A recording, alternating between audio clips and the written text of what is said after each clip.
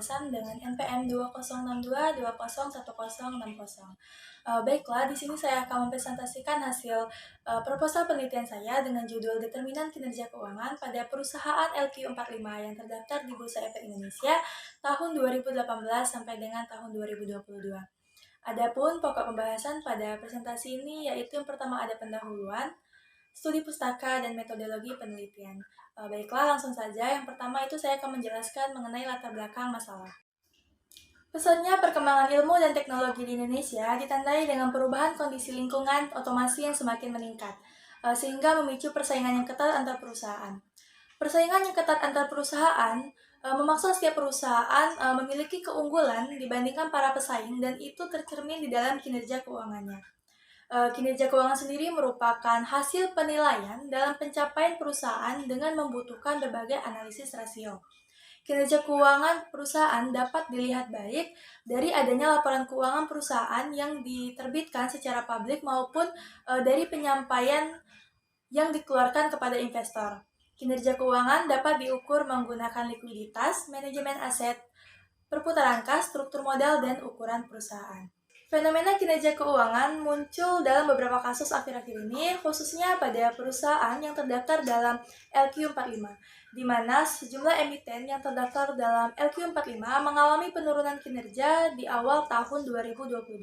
Misalnya saja PT Semen Indonesia Tbk yang mengalami penurunan pendapatan. PT Semen Indonesia Tbk ini membukukan pendapatan sebesar 15,88 triliun sepanjang semester pertama di tahun 2022. Nah, nilai tersebut turun 2,03% dari periode yang sama pada tahun sebelumnya dengan jumlah sebesar 16,21 triliun.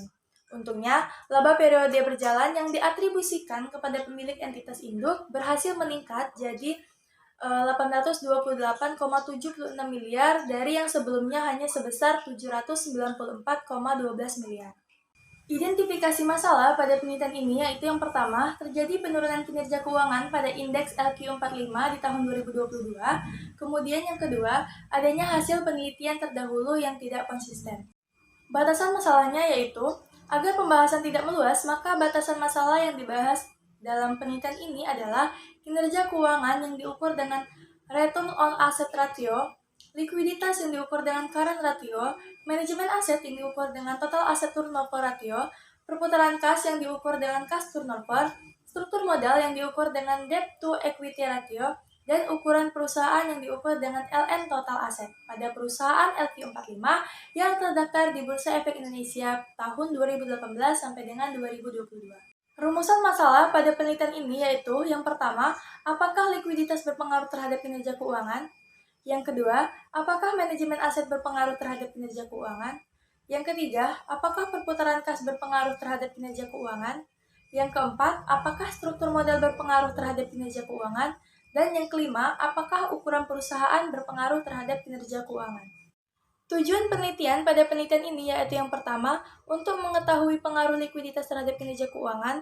Yang kedua, untuk mengetahui pengaruh manajemen aset terhadap kinerja keuangan. Yang ketiga, untuk mengetahui pengaruh perputaran kas terhadap kinerja keuangan. Yang keempat, untuk mengetahui pengaruh struktur modal terhadap kinerja keuangan. Dan yang kelima yaitu untuk mengetahui pengaruh ukuran perusahaan terhadap kinerja keuangan.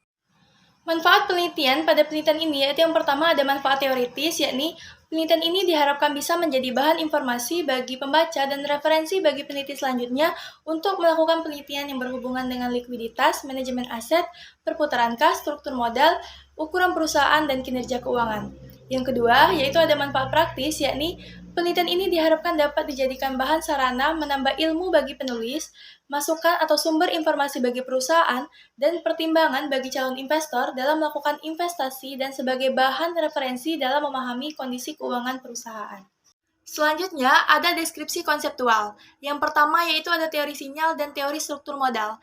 Spence 1973 berpendapat bahwa teori sinyal merupakan ukuran perusahaan dalam memberikan gambaran kepada investor tentang bagaimana manajemen melihat prospek masa depan perusahaan. Sedangkan teori struktur modal menjelaskan apakah ada pengaruh perubahan struktur modal terhadap nilai perusahaan jika keputusan investasi dan kebijakan dividen dipegang konstan. Selanjutnya, kinerja keuangan. Kinerja keuangan merupakan salah satu cara yang dilakukan dalam menilai baik atau tidaknya kualitas suatu perusahaan. Kinerja keuangan perusahaan yang baik akan memberikan penilaian kualitas yang baik pada perusahaan, dan jika kinerja keuangan perusahaan buruk, maka akan memberikan penilaian yang buruk juga terhadap kualitas perusahaan. Selanjutnya, likuiditas.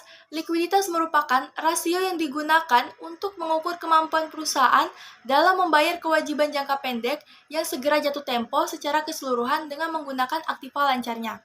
Likuiditas dapat juga dikatakan sebagai bentuk untuk mengukur tingkat keamanan suatu perusahaan. Selanjutnya, manajemen aset. Manajemen aset merupakan salah satu cara yang dilakukan perusahaan dalam mengukur seberapa efektifnya penggunaan aset dalam bisnis perusahaan. Manajemen aset dapat menekan biaya dan meningkatkan pendapatan juga kinerja keuangan perusahaan. Selanjutnya, perputaran kas. Perputaran kas adalah salah satu rasio aktivitas yang berkaitan dengan peredaran kas sejak kas diinvestasikan ke dalam komponen modal kerja hingga kembali menjadi kas yang dapat digunakan untuk membiayai kegiatan perusahaan. Selanjutnya, struktur modal. Struktur modal merupakan contoh proporsi antara modal yang dimiliki atau diperoleh melalui pinjaman berjangka, kewajiban jangka panjang, dan modal sendiri sebagai sumber pembiayaan suatu perusahaan. Dan terakhir ada ukuran perusahaan.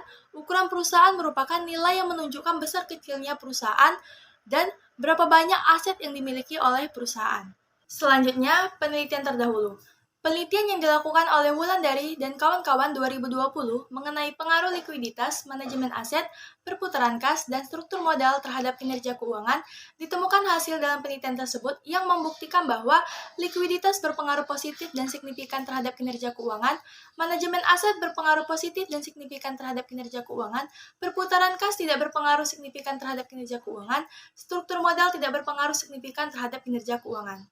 Selanjutnya, penelitian yang dilakukan oleh Astuti dan kawan-kawan 2021 mengenai pengaruh likuiditas, solvabilitas, manajemen aset, ukuran perusahaan, dan struktur modal terhadap kinerja keuangan, ditemukan hasil dalam penelitian tersebut yang membuktikan bahwa likuiditas tidak berpengaruh terhadap kinerja keuangan, solvabilitas tidak berpengaruh terhadap kinerja keuangan, manajemen aset berpengaruh negatif terhadap kinerja keuangan, ukuran perusahaan tidak berpengaruh terhadap kinerja keuangan, struktur modal tidak berpengaruh terhadap kinerja keuangan. Adapun kerangka konseptual pada penelitian ini yaitu likuiditas sebagai X1, manajemen aset sebagai X2, perputaran kas sebagai X3, struktur modal sebagai X4, ukuran perusahaan sebagai X5, dan kinerja keuangan sebagai Y.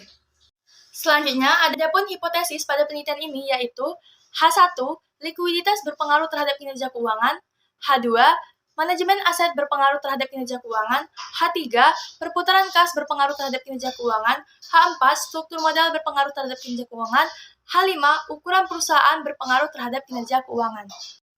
Selanjutnya ada metode penelitian. Yang pertama ada tempat dan waktu penelitian. Penelitian dilakukan pada perusahaan yang terdaftar di Bursa Efek Indonesia, terutama perusahaan LQ45 pada periode 2018 sampai 2022 yang diakses melalui website BEI dan website resmi dari masing-masing perusahaan. Yang kedua ada metode penelitian. Jenis penelitian yang dilakukan dalam penelitian ini adalah penelitian deskriptif kuantitatif. Kemudian yang ketiga ada populasi dan sampel. Menurut Sakaran dan Bauge, 2019, populasi mengacu pada seluruh kelompok orang, peristiwa, atau masalah minat yang ingin dibuat opini berdasarkan statistik sampel. Populasi pada penelitian ini adalah perusahaan LQ45 yang terdaftar di Bursa Efek Indonesia periode 2018 sampai 2022 berjumlah 45 perusahaan. Menurut Sakaran dan Bauge 2019, sampel adalah bagian dari populasi. Sampel ditentukan dengan menggunakan metode purposive sampling. Keempat ada teknik pengumpulan data. Teknik pengumpulan data penelitian ini menggunakan teknik dokumentasi data dan sumber data sekunder. Kemudian ada teknik analisis data. Yang pertama yaitu analisis regresi linear berganda. Yang kedua ada uji asumsi klasik, yaitu terdiri dari uji normalitas data, uji heteroskedastisitas, uji multikolonialitas, uji autokorelasi. Ketiga, uji koefisien determinasi. Keempat ada uji T, dan kelima uji F. Mungkin itulah tadi hasil presentasi yang dapat saya sampaikan. Lebih dan kurang saya mohon maaf. Saya akhiri. Wassalamualaikum warahmatullahi wabarakatuh.